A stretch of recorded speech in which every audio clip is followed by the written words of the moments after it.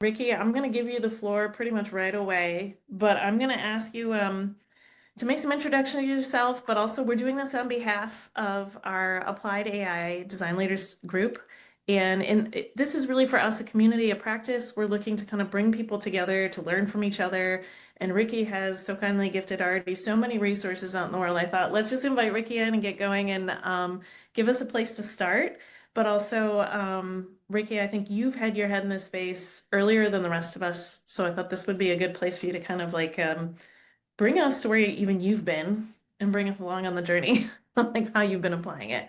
So would you mind kind of, Ricky, just if people aren't familiar in seeing this work, just your day-to-day introduction and kind of how you got started on this work?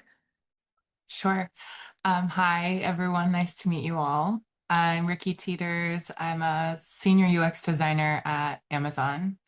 Going on 8 years at Amazon. I've had many different roles across Amazon as well. So the last 4.5 years, I was a manager of design, writing, and research, all UX. And then I learned a lot about AI and got my kind of changed my mentality on building and wanting my hands in the creation, especially with what I could do with AI externally. I wanted to be able to do that internally as well. I also think there's a lot of shifts, which we'll talk about today, with AI and leadership and the way teams have to operate in this new world that we're living in. And so, yeah, that switched my journey. And now I'm actually a designer for the Amazon Manager experience. So, working on a lot of projects for internal, our 1.6 million customers are our employees.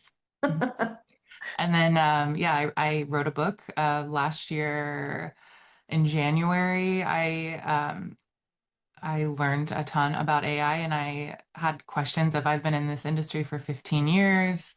I've been at Amazon a while, and AI is promising to change everything about what I do. And so that sent me on this journey of interviewing 140 UX pros from around the world to see what does it mean to them, what do they think is coming, and then make some predictions on where I think everything is going, which now I'm living that at Amazon and kind of watching my predictions come to life. Yeah. And sorry to really, I mean, you're here for the spotlight, so I'm sorry, everybody, like bring it to Ricky, but yeah, I'm glad, Ricky, to hear. I mean, like the impact this makes and how many people you impact. I mean, that's a little that can be pretty stressful. But when you, I guess, if you can talk a little bit about again for what you mean when again when you say conscious UX, like or if you can start us from the beginning again of the what that means. Yeah. It has multiple meanings. It's about the start of it was about making intentional decisions with our design. And so as we move into the world of AI, I was looking at that again a year ago, and a lot has changed, but a lot we kind of could see was coming as well. And so being intentional with the decisions that we're making and focusing on the outcome of what we're doing and not just the output of what we're making, which I think our industry gets really focused on the UI of everything, and the making the businesses that we work for successful, but in that the foundational core of our business, of our industry, of being human-centered doesn't change at all with AI. In fact, it gets more important. And so the conscious, I guess, realm one is just being a conscious designer. And what does that mean? And at the time I was a manager, so being a conscious leader, and what does that mean? And how do you set your own values on what does it mean to be a conscious creator? Mhm. And then as you expand your impact in leadership in whatever form that is, how do you resonate that out throughout your team and then in the products that you're making? And then as we're working with AI, you'll see my book is not a traditional UX book if you've read it or go to read it at any point. Um, it's also thinking about what does consciousness mean? And I've seen a lot of conversations around that recently, but that's kind of where my head was at a year ago. And I was obsessed with figuring out what does consciousness mean, taking me down a lot of different journeys on like the neuroscience version of consciousness. And now we're making machines that have some form of consciousness. The debate goes on what that actually means for machines, but how do we design experiences that are intelligent and are making decisions that are not A to B, but A to infinity outcomes? And how do we, again, stay conscious with the first part there of what the impact is of what we're actually making? Yeah. Um, well, I mean, I think you mentioned this at the beginning. I mean, with that, I think we all notice things are moving so much faster, and so we're being kind of encouraged to move just as quickly with all of this that you can generate so quickly. Um, but what are you seeing as like maybe one of those common places or something that might be a signal of where that starts to break down? Like you can tell maybe a team isn't being conscious or they think they're being responsible, but what might be something you can start to see when it's not happening? Mhm. So I can't say what I'm experiencing currently, but I can say like Yeah. what I've been hearing in groups outside of Yeah. Amazon, and in my own processes of the Yeah. projects that I work on. So with the democratization of AI tools, which actually I talk a lot about the excitement of that in my book, how anyone from anywhere can make anything. And it's really about having a good idea that solves problems for people. I still believe that.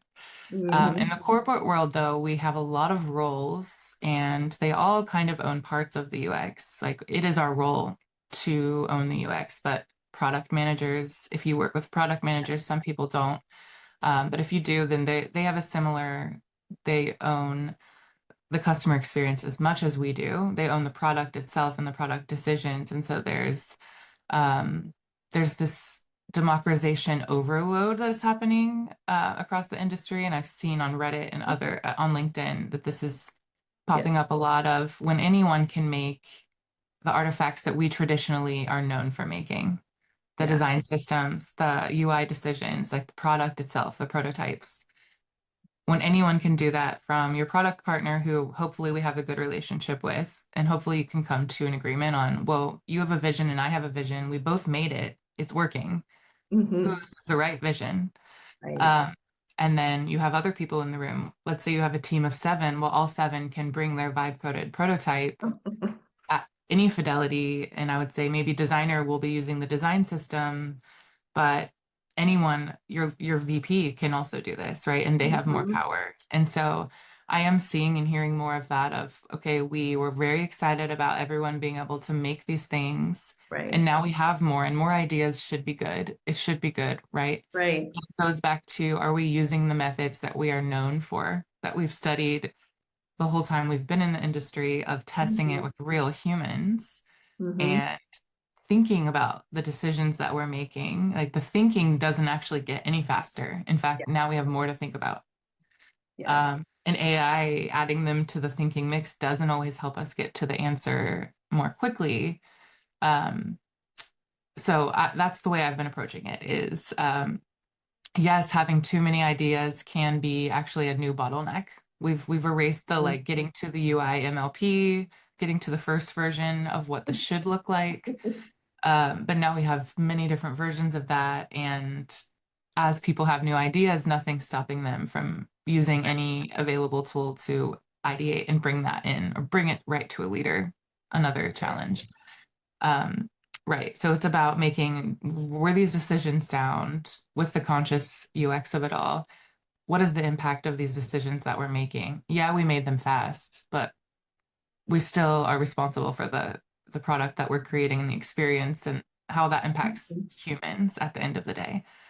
Right. Um, there's a lot of I don't want to go too long, but I will say agents also play into this of like I've seen a lot of roles of designing for agents, and Yeah. I'm just designing agents pretty often, but I Okay. don't design for the agent. I'm still thinking of like what is the human trying to do and how is the agent going to help them do that thing rather than I'm going to redesign my experience for an agent to use. I don't know that that's the right angle if we're trying to stay human centered. I love that. And I mean, you've touched on, I think there's been some other reports and facts that kind of hit on those roles and hit on all of that coming out. But if I might Well, and maybe I'll jump around a little bit. I know you also gifted for us there's a resource guide, and some of those I know were you may even have like other ones out there, but there's a basics to get started, right? As a prompt guide you give people. Um, would you, because I'm thinking about those I want to talk about like as a leader, but also as a team member to get started and just to stay grounded, because I see those in those the early frameworks. And again, I don't know if people have looked at this online. I might share my screen just for a moment just to see if we can see this. Hold on just a moment. I'm going to flip over here so you guys can see. Oh no, you see too much. But right here, right, like they're on the website itself, you've kind of broken it up into the different levels, right, of like for your conscious self person first, and then the leaders, and then kind of going beyond yourself. And so I was hoping we could explore more so some of these principles, but also kind of like thinking back about like even how do you self-check, yourself, kind of making sure that you're doing this. Maybe we start there. Mhm. So do you have tips about like maybe some practical ways to get started or some ways to make sure that you're pausing or making that time to reflect?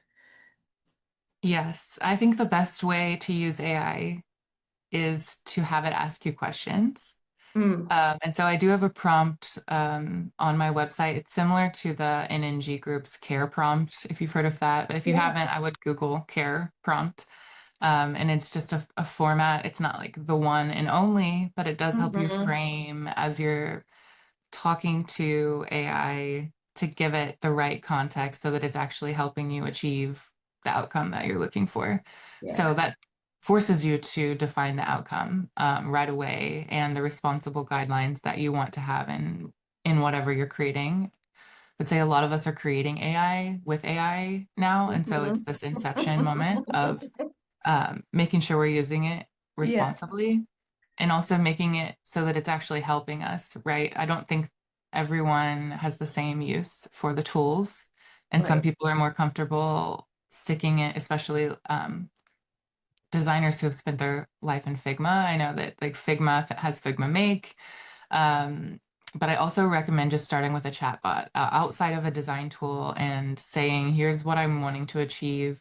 You can use the format that I have on my site that kind of generates a prompt for you, or come up with your own for your own use Right. cases. But have it ground you in whatever you consider to be your responsible UX guidelines, your conscious UX guidelines. Yeah. Um, and you can have it help you with a plan, interview you, tell you gaps in your thinking, or help you understand the impact that it will have on people or the community. Um, since I wrote my book, because my book came out in end of August, I've learned so much more, especially like Yeah. looking at my website. This is one of my early vibe coding Yeah. examples. And yeah, I'm like a machine outside um, of it now, and I can create 6 websites or apps a day using AI. And it Right. is to be efficient, even with the tools, it's about what you're putting in from the beginning and the thought that you're putting in before you even get on your computer. And so I find, I would say this is good for leaders and for ICs or individual contributors. Start on paper. Yeah. Like we've always been really good at starting on a whiteboard and starting on paper. Like that's our benefit that not every other discipline has that I mentioned earlier. When Yeah. everyone's doing it, we can still do all of our thinking offline, come up with multiple options offline, and then use a vibe coding tool or another tool to then put all of that in as part of your input, Yeah. giving it all of the context and thinking. That's to me how I get to an output faster, like a strong output that I can actually use and will have an impact on people. I've just baked my learning and process into my first couple of prompts. Nice. I won't take us back down that route, right? People are calling them, is it PRDs, right? The product requirement documents. And I'm like, yep, we better not start from there. But also, I mean, you can. But I want to bring us back to like then, so if you level up out of your personal, kind of like where you personally get started and how you get involved, thinking about it as a leader across the team. I was looking for maybe even some light tips because I mean some of those principles out there you had in the site originally it's about like seeking compassion and inclusion. and applying some of those principles. But I think about, do you or have you seen this work well? Like any tips maybe for leaders to make sure they're being reflective and being conscious in those Mhm. spaces? Yeah. Yes. Inclusion is one that I'm very passionate about, and it's part of my current job too. And so I can say with AI tools, there's an excitement right now of everyone is being told to use them. They're not really sure how to use them, but Yeah. their boss is saying you have to use it. And then again, with my optimism, I thought that would give the opportunity again for more people to have a contributing voice, right? When anyone can make the things, they can get to the correct documents, they can get to the right prototype or mock-up, and that could help. But I would say what I talk about in the book is that we have to make sure as these teams get smaller, I do think with AI, UX teams are going to get smaller, product teams are going to get smaller. You don't need as many human decision makers in the room. You can still move fast and get to, as long as you're testing with real people, you can still get that human-centered output. Um, but who's in the room, Hmm. right? That is, and I am seeing that play out. When you only need a small group of people, how do you ensure that that group of people are bringing different mindsets that are Hmm. going to challenge, like, should we even be doing this? Which in chapter one, Don Norman, that was like Yeah. one of my biggest takeaways from him too, is yeah, should we even be doing this? And I think with AI, that's the number one question, because people are really excited about what can we do? How fast can we do it? Not necessarily, is this solving the problem in a better way than we were doing without AI? And then the leadership, I I am the AI leader in my team as well, even though I'm not a manager anymore. But when I was a manager, I was making sure to provide AI learning time at work. And then if you could get it expensed to get access to maybe one tool that's external, I think it's not as big of a deal. At this time, like Yeah. internally at Amazon, we have a lot of tools, so I don't have to be doing that anymore. But if you don't have access to the tools yet, that is a limiting factor. And if your team Hmm. doesn't have Figma Make, for example, a lot of organizations are blocked from that, then they're going to fall behind of their peers, and they're also not going to be learning how to integrate it into their day to day. They're going to learn that later, and that's like a big ramp up to figure out how do I change my working style with these tools. Um, and I think the compassion part of it too comes from not cutting out research, not getting so excited about the making of it, which I think it's easy. These are new tools, and wow, I can do so much cool stuff. But research is more important than ever. And I am also seeing that come to life. And that's giving me some hope that, like, okay, I had a prediction that research would be the essential part of UX that has to be part of AI to succeed. And Yeah. I am definitely more confident in that now. So how we need to have compassion for, yeah, the people we're designing for, but also the teams that we're creating with, and making sure that no one is getting left behind in this excitement, and that the Mm. tools that people have access to, everyone has those tools, right? Right. It shouldn't just be for the Mm. leaders and the principals, and then everyone else can catch up later. But making sure that everyone has equal access to training, education, hands-on time. And then something as a leader that was successful when I was a manager is having my team all learn something different based Yeah. on what their interests were, and then bring that back to the team. So we had dedicated time once a week where everyone can share, here's what I learned using that tool. Internally, then we all pick up the same tools and we learn, okay, that worked for you, I'll start using it. And externally, yeah, a lot of the stuff that was external is now being built internally. And so that helped us prepare for when it is turned on. Okay, no, we already have that skill. Those are brilliant tips. I was hoping you'd offer that, like, yeah, how do they do it in a lightweight way to get some access. So, um, well, let's see.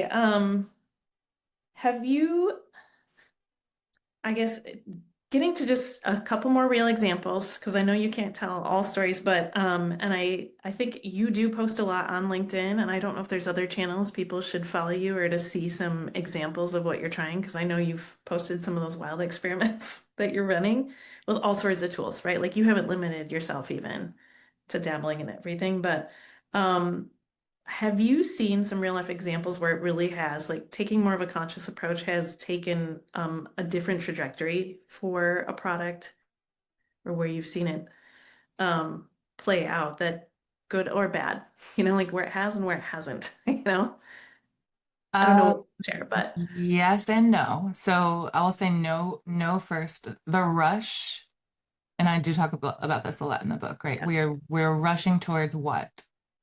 Hmm. We don't know. Total destruction of the world, possibly. And so that to me is why conscious UX is so important, Mm. right? Like we are actually creating these world-changing Hmm. tools, Hmm. experiences that are not just changing the people, but the society that we live in. Yeah. And so saying no is the most important thing that we have, right? That's our most important skill that not everyone in the room or most people in the room are not willing to say. Yeah. Um, have I seen it work at scale? I've seen the no work in slowing it down and being the person that says, okay, yeah, that is really cool. I'm so glad we can do that. Yeah. But again, taking it back to what is this actually doing for the people we're making this for? Right. Um, and Sarah from IDEO, and I'm not recalling the chapter right now, but I'm sure if you search it that you can find Yeah. her quote about unintended consequences mapping. Mm. So if you haven't done that, that's a cool exercise to do, but it allows you to think, look at trends, the way things are going now, look at the decisions that you're making and the possible outcomes before you start anything, right? So you're actually taking time, which I would say in most projects, there is not time to think about even the intended consequences fully, but saving time for actually the unintended consequences as well. And making sure that you have a responsible plan to make sure the AI that you're creating doesn't destroy the world, doesn't Yeah. Right. destroy their current experience as well, right? Like we don't Yeah. need to blow up the current experience just because AI exists now. And putting everything in a chatbot is not the solution, right? That's not going to help Right. everyone achieve the goals that they're here for. So yeah, I think it is having at Amazon we call it having backbone. But I would say that applies to any company is what are you are responsible for what you're making. Like Yeah. I'm in the book I talk about like I wish our products had our names signed on them because how differently would we approach what Right. we're creating? And I Right. think design is often like in service to engineering, in service to product, in service to the business. Um, but really, we have to take our job more seriously than that and demand, right? Like Right. our ethical standpoint be heard. And that's Mhm. part of part of the design, part of the process, part of the output and the outcomes. I mean, you're answering one of the questions I was going to ask you about, like practicing with courage, and I'm like, here you go. That's what it is. Um, well, I do have a few more questions. I'm looking at the time though. I want to, if anybody else has any questions here, you want to like type it up, or if you want to come off mute, or raise your hand here, I think you can. And feel free to ask Ricky the questions, but I'll throw in one more. What resistance have you heard from some leaders here against applying conscious UX? Like, and how do you have any examples or anybody that you've offered there? Here, I'm gonna close this. Yeah. Um, Suggestions to people. Is that question for me? Sorry. Yeah, sorry. Okay. Yeah. Okay. Do you have any, yeah, Um, anyone that's put out resistance or how have you adjusted it? Generally, you will get resistance. Expect resistance Yeah. and have a plan to move through that. I would say we're at a point in our industry that our industry might not survive the next, I'll say 10 years. I was saying 5 years or 3 years when I was writing the book. Let's say 10 years. Yeah. Um, so let's imagine this is our last stand, right? It's going to evolve into something else. Whatever we do now will impact what it evolves into. And so it's our chance to make it into what we want it to be. which we can look at that and be optimistic about that. But yeah, expect resistance, expect your VP to be, or whoever you are reporting to, the chain of reports, Yeah. to be held to some really high aggressive goals that maybe were not fully thought through, the impact that they would Mm-hmm. have, or were not. If you Mm-hmm. look at all of the leading AI companies right now, I would say they're under the same pressure, and the UX designers there are making decisions that impact all of us too Yes. daily. Yes. Um, so yeah, it is having courage. It is for me, and I have given up jobs for this isn't the right path for me anymore. Yeah. Yeah. Here's my suggestion. I do all the documentation, I do all of my due diligence, and then I move on and do something different if it's not going to make an impact on the thing that I'm making. Right. Again, because of responsibility of if it does go horribly wrong, I'm Yep. responsible for that. Yep. Um, and yes, they'll find another designer to take your place, but then you can go do work that you can have a bigger impact on.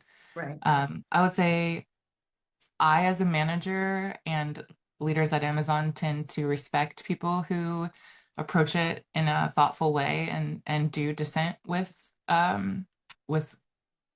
while still having the trust of their team, but with a thoughtful, well-researched approach to, okay, I hear why you're excited. Here's how we could approach it differently and show them that and show them how that's actually going to be a better outcome for the customers, right? It's a win-win. They're going to make more Yeah. money and we're going to do something that helps people. I love that suggestion of coming like with, I mean, you have to come with an answer of what else could be an opportunity, but um so I guess with just time and we can kind of close here because I'm not seeing any other questions or maybe oh Ashley, you got one? Hey, yeah, go for it. Yeah, hi. Ashley Jenkins. I've been a designer for over 15 years, but predominantly using like Adobe Creative Suite. And I've also been a leader, and I'm moving through this space and finding that more and more need to get more into Figma, UI, UX, and really transition through and get more AI experience. I didn't know if you had like just a like the best way of like jumping into this and not because right now, I'm trying to piecemeal and attack different programs through Mhm. Skillshare and YouTube and do it that way. But I don't know if you have kind of a just like maybe start here or look at it this way and then approach it that way to have a better, like quicker, more Mhm. efficient way of going about it.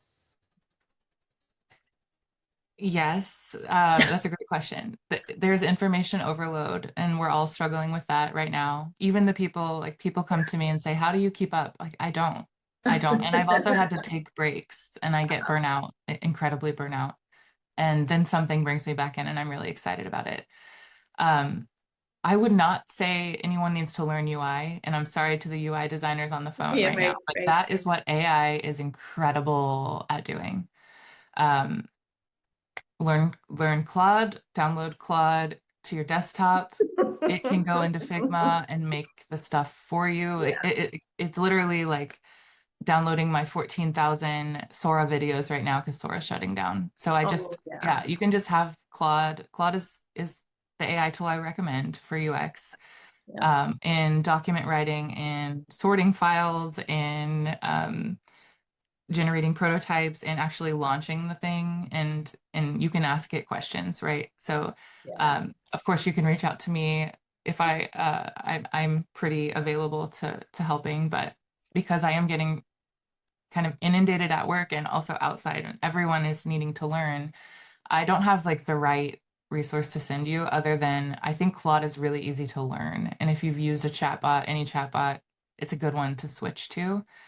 And the desktop nature of it has been the most transformational for me, of like anything I can do on my computer, it can do on my computer. And so again, it's more about what you're directing it to do. So learning what is the right input, what is a good prompt, what is enough context, when do I need to include a sketch or a PRD or Yeah. a document. Um, and yeah, I think the other thing I would just remind everyone is, or tell you and everyone is, I've I've been doing this for only a year, about a year and a couple months, like constantly, and Yes. I'm in the small minority of people, and there's still so much I don't know. So people have gone really deep into different areas. You can do the same, or you can just learn some basic skills across them. And I think either way is a good approach, but you just need to get more familiar with the tools. They're going to keep changing. You'll Yep. get attached to tools that go away. Yep. But generally, prompting and context, it doesn't matter if you're making a website or a video or a document, if you know what is the right kind of prompt to put in and how to get a good output, it won't matter how the AI tools change. Yeah. One other thing is Google Stitch. If you haven't used Google Stitch, again, you do not need to know UI anymore. I know. Tell it to generate 10 versions of whatever the prompt is. It will give you 10 right on your screen. It looks like Figma. You can edit it. You can preview it as a prototype, and then you can take it into Claude Code and say, build this for me. Like, Mhm. yeah, spend your Great. time more on how to solve the right problems, not so much on the UI. Yeah. Well, Ricky, out of respect for your time, thank you so much for these answers and thanks for the tips. And I hope if you don't mind, I mean, we'll tag you in the channel maybe for some of the follow-up. We've got our LinkedIn group. Ashley, I think you're in there, but let's keep going and keep the conversation. Again, thank you so much for your time. And again, I dropped the resource out there. If anybody needs it for your site, I'll repost as a follow-up. And thank you very much. This has been great. Thanks for inviting me, Christy. And yeah, I'm on LinkedIn. Feel free to message me, anyone, if you have questions directly. All right. Well, Nice thanks to see all again. of you. Have a great day. You too. Bye. Take care. Thank you. Bye.